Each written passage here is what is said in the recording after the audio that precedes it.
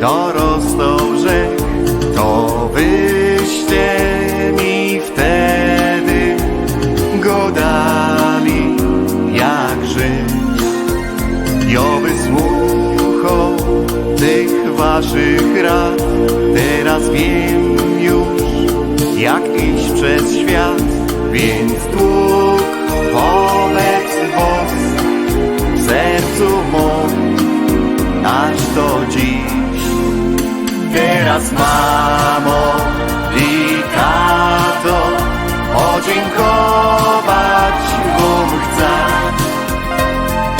za waszą miłość, trudy każdego dnia. Życie w zdrowiu, miłości, niech pomóczek do wam sił. Dalsze wspólne lata, żeby Durk z wami był. Za dom, w którym rzek żył, za chleb, który rzek miał. Mamo, tato, ja dziękuję wam.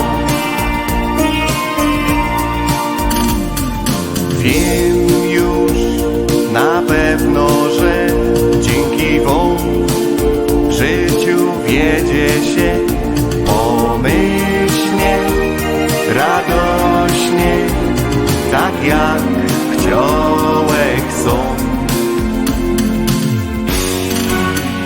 Teraz mamo i tato, podziękować wam chcę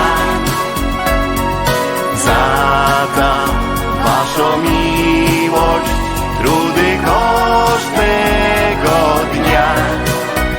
Żyjcie w zdrowiu, miłości, niech pomóczek do wam sił. Dalsze wspólne lata, żeby Durk z wami był. Za dom, w którym rzek żył, za chleb, który rzek miał. Mamo,